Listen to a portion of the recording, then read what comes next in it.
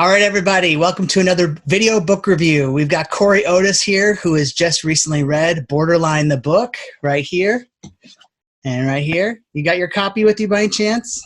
Yeah. Right here. All right, so we're just going to cut to the chase. I wanted to see what your thoughts were about the book, and if you could just maybe tell our readers, what it's about a little bit. Sure.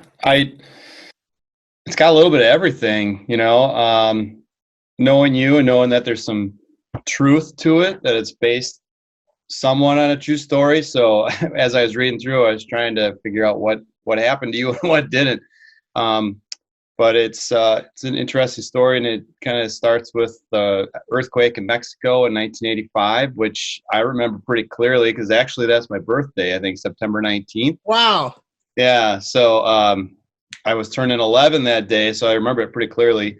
And that kind of sets the events into action. And we've got Jose and Carla.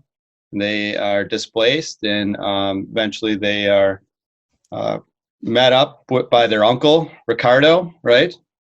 And he brings them back to America, and then it's, the difficulties of a blended family. So you've got kind of like this family drama and those struggles, and then Jose starts to get in a little bit of trouble, and then it kind of takes a different path. So I don't want to give too much away, but I'm really enjoying it. It's a really good book. Cool. Proud of you, bud. Oh, thank you very much. So when you knew me, a lot of this was actually going on, and like the high school component, obviously, but I met you and we know each other from college. And during those times was actually when my brother kind of went from bad to worse. So what do you think are some of the thematic elements of this book?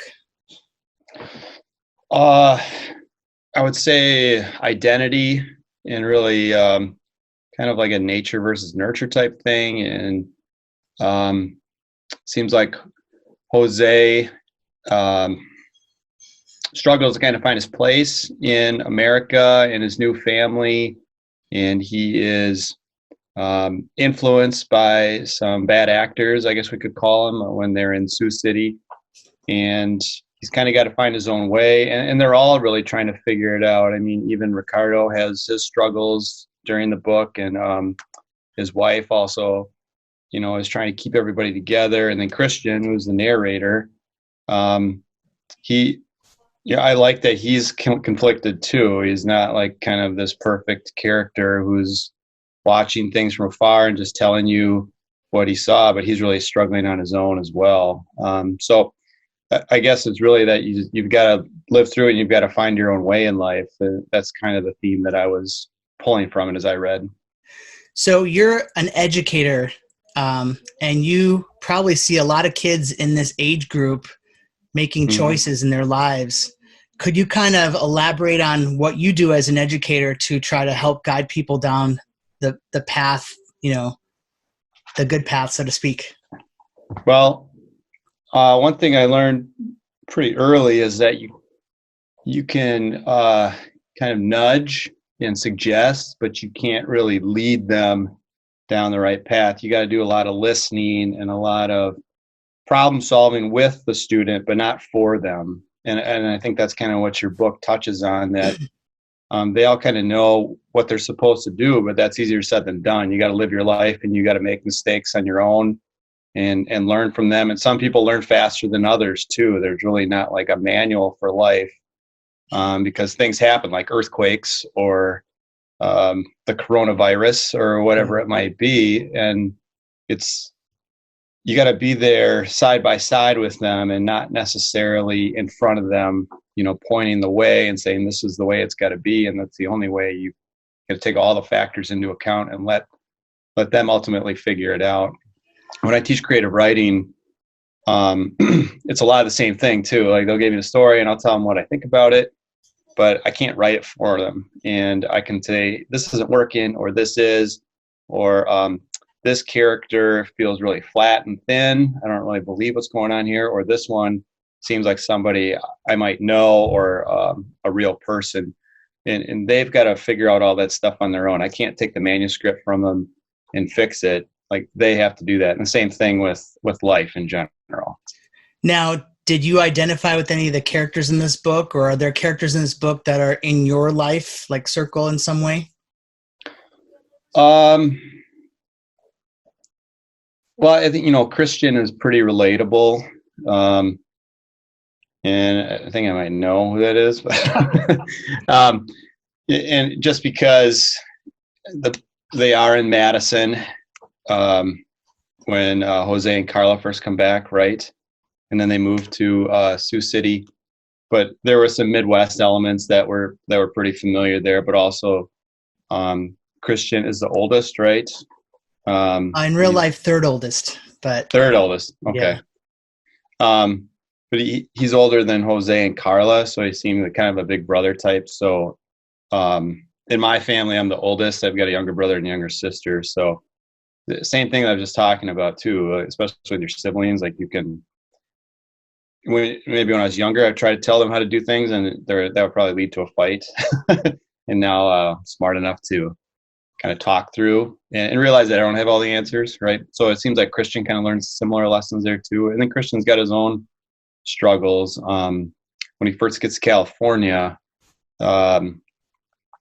kind of having those expectations, like, literally expecting a place to stay, and then having the rug pulled out from underneath him, but then gain some perspective because he meets somebody who's got it much, much worse. Yeah. And learning that, as bad as things are, it could be worse, and you just got to kind of figure out what to do and figure out how to make things go.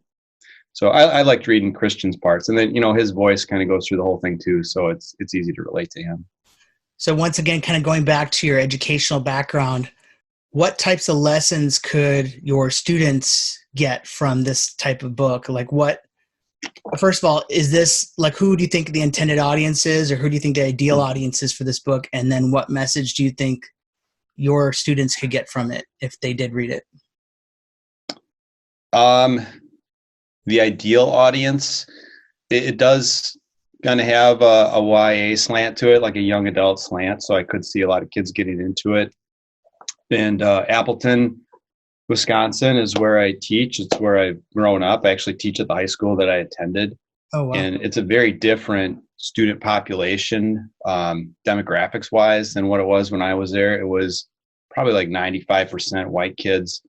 And it's still predominantly white, but we still have a growing Latino population. We have Southeast Asian students. We have African American students. And every year it's becoming a much more diverse population. And I think this book kind of speaks to different groups coming together. I mean, they're all related, but they're all from like very different backgrounds. Like, the father has his issues, Christian is trying to figure out, and then they bring in these two kids from Mexico, and it's really about just learning how to build a family or build a community. So I think students could learn that lesson too, not to make assumptions, but to really kind of work through things together and try to meet people where they are instead of where you think they should be. So you touched on this already, but we are in the midst of a somewhat pandemic that is just growing day by day. Mm-hmm. In the book, there is a disaster, which is a little different. It's an earthquake, but how are the book and today's current situation similar? You talked about it a little bit, but maybe you could elaborate. Like, for the people that are stuck at home right now, that can't go anywhere, what message could this give those people? That even though it seems really terrible, and maybe, like, I don't want to get hyperbolic, but it seems like the end of the world right now, but things will get better. This will pass. When the earthquake hit, it did disrupt lives and change them forever, but people learned to move past it, right? Or they learned how to make that a part of their history in their life, and they learned how to be stronger because of it. I think this situation we're in is just so different. I mean, it's just bizarre.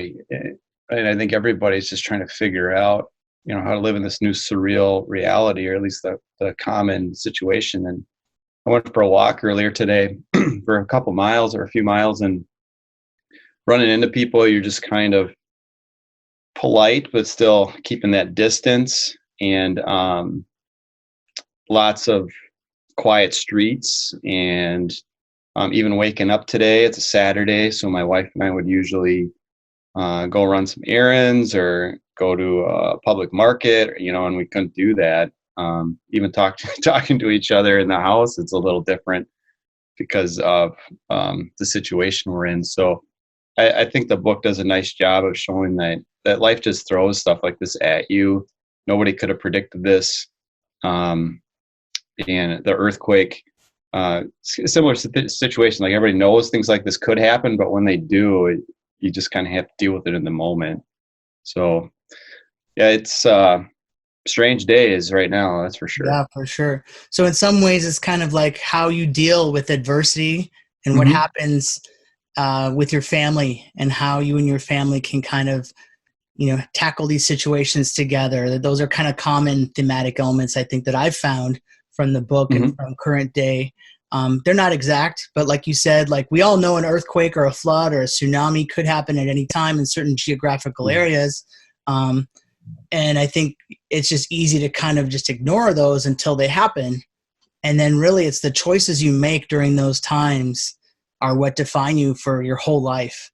I mean, or even the generations afterwards. So it's like really in this time, good to be courageous and to just like try to, even though it sucks, push through it. Kind of like the seed that grows through concrete and makes a plant.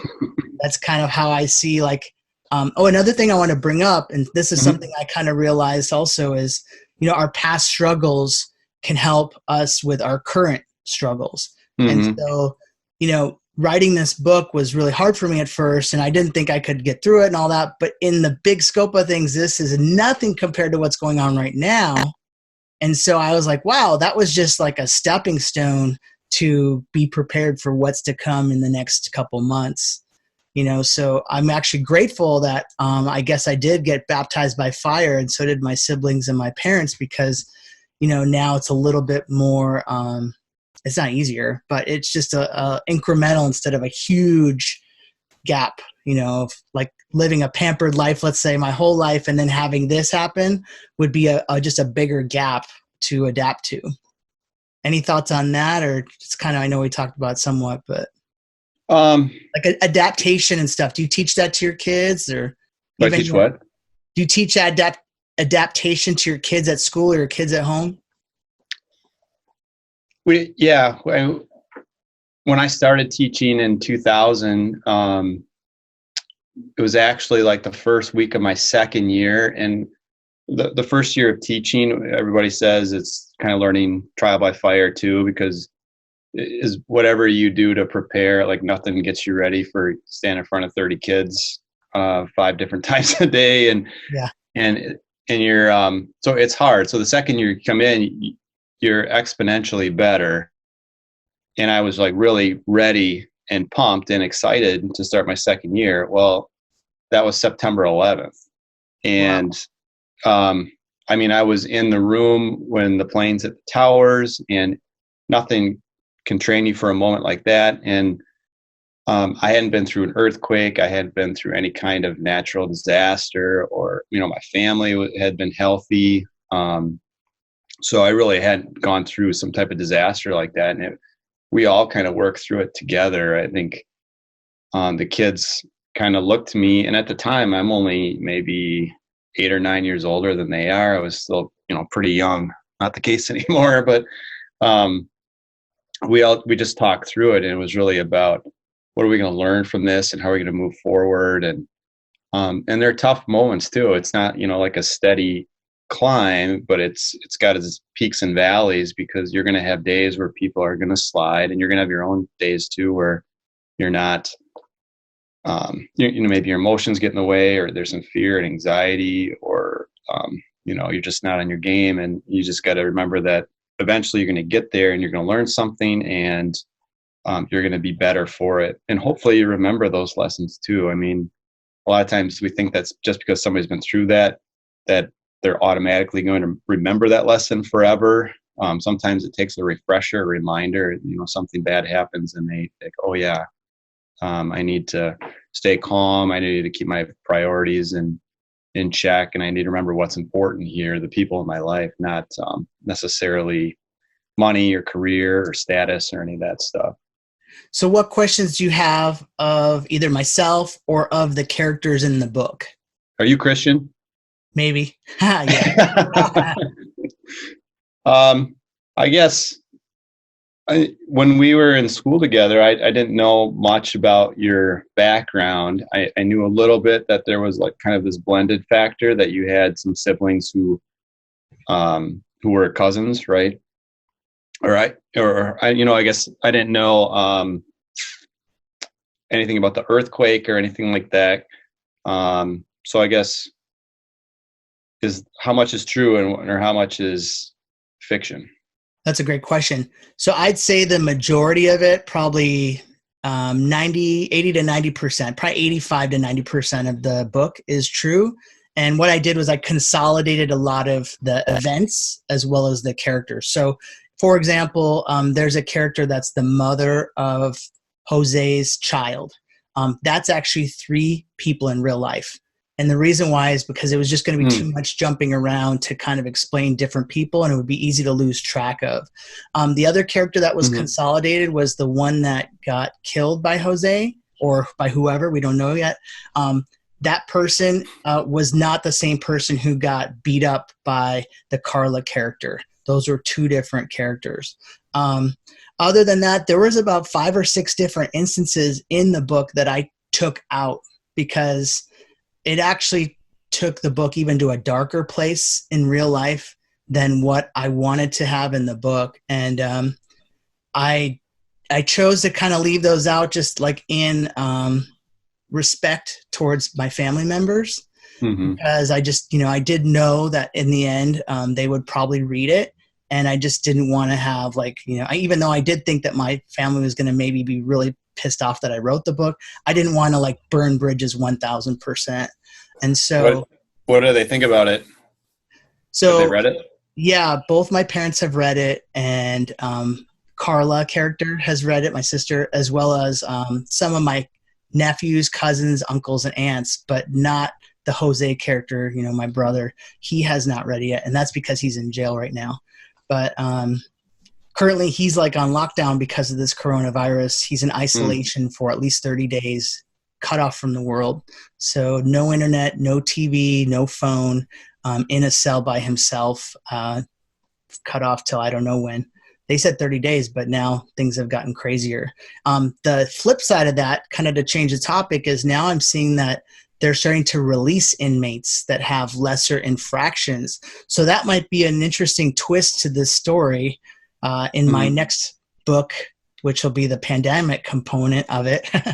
And then the other flip side is that my sister, the Carla character, is now going to be deployed to a hot zone as a National Guard airman. So that's going to be a whole nother adventure on her side. And then the Christian character has to evacuate LA at some point if it gets crazy. So that could be a whole nother component to that trilogy, or the sequel to the book. Sequel, yeah. Are you hoping to make a movie out of this? It's a script. For sure, yes. It was originally designed as a movie. And, I have a lot of action adventure type scripts, but this was the one that was, they always tell you write what you know. And this was the one that I knew the most. And it was the one I didn't want to tell, but it was the one everyone was like, dude, you got to write this because this would be a cool movie. Like, this is your movie that will define you. And I just was like, well, no.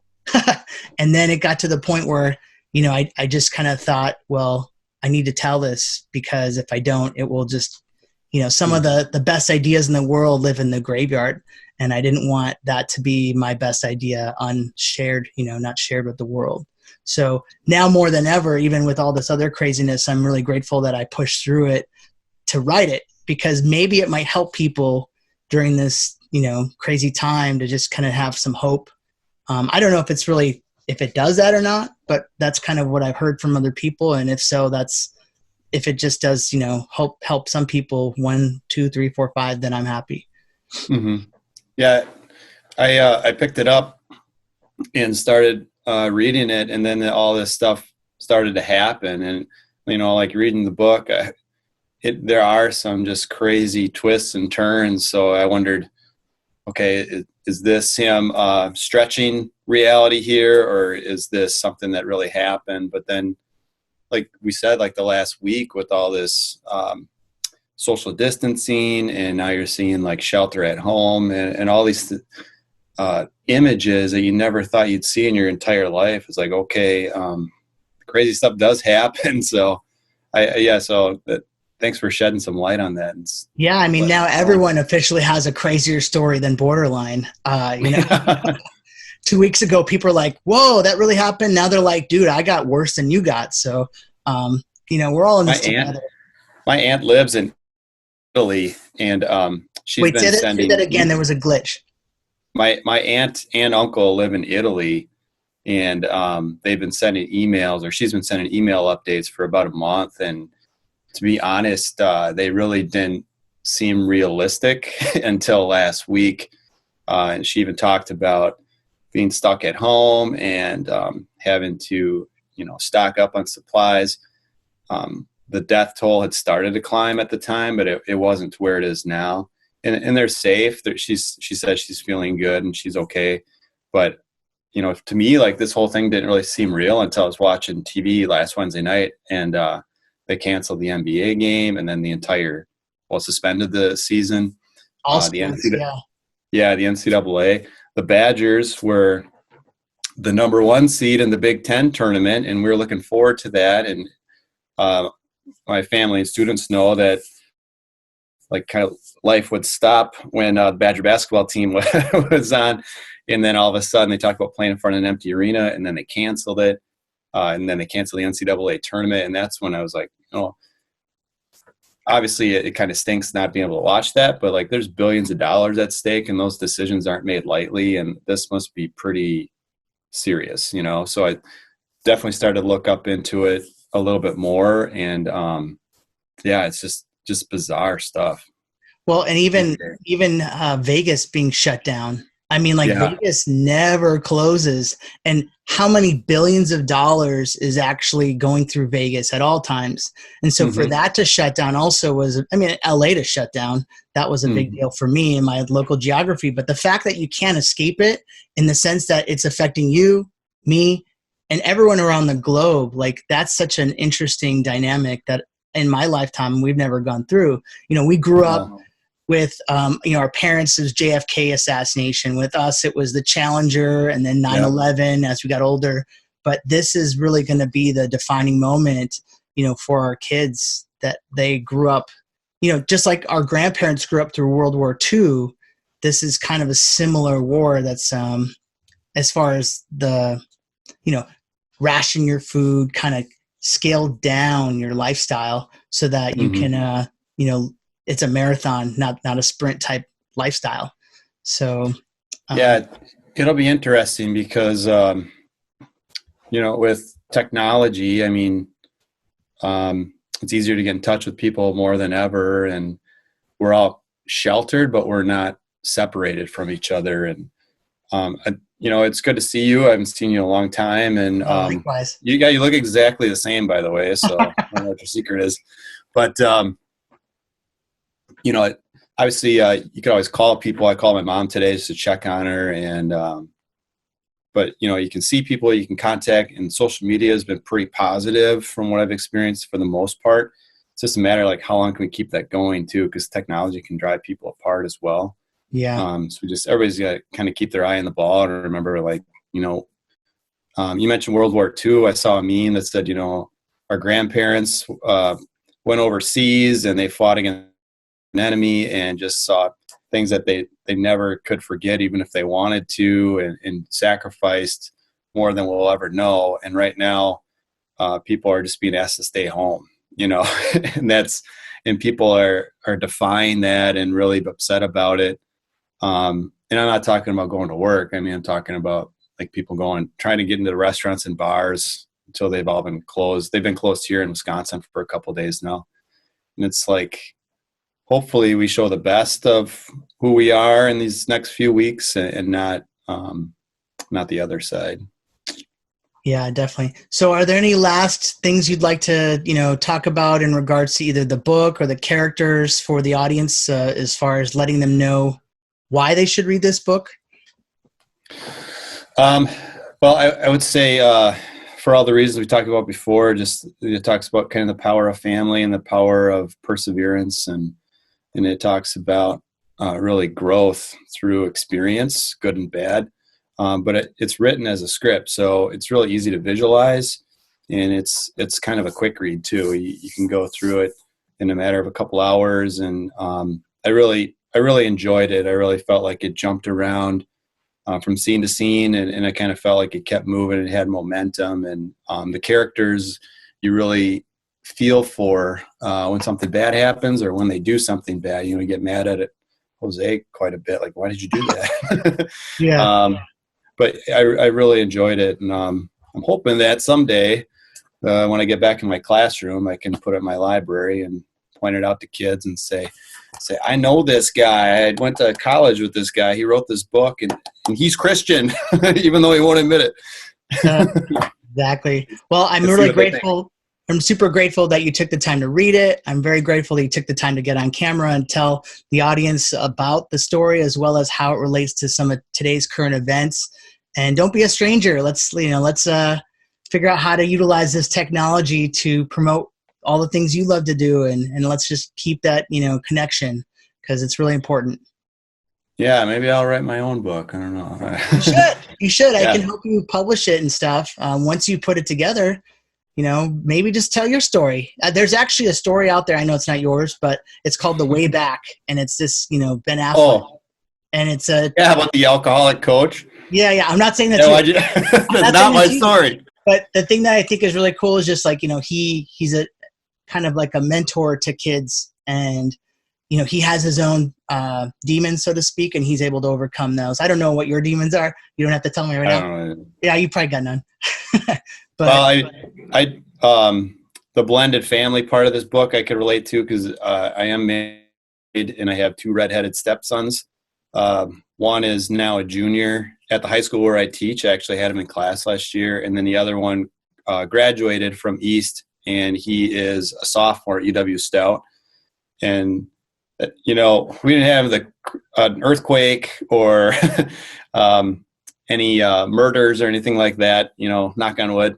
But it's a struggle. There's a lot of adapting, and when you talked about guiding students through, like I had to learn a lot as a stepfather. I think I came in and I was older. I was like mid-30s, and I thought I had a pretty good grasp of life and what was important and how to do things. And then like everything got turned upside down. So I totally could relate, empathize with the dad and with Christian, because like you can never think you got it down. Like you cannot be complacent. You have to always be learning and open to ideas, and you have to be ready for anything, because anything could happen, as we can see now. And I can imagine you probably had those discussions.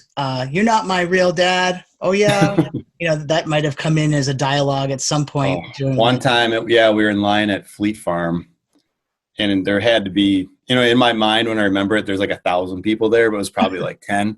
Yeah. But it was loud, and like every head turned in my direction, and we've had those talks, but it's good. I have a role in their lives, and they know what it is, and I'm not trying to replace anybody. I'm me, and I'm married to their mom, and we make it work, and it's good. It's good.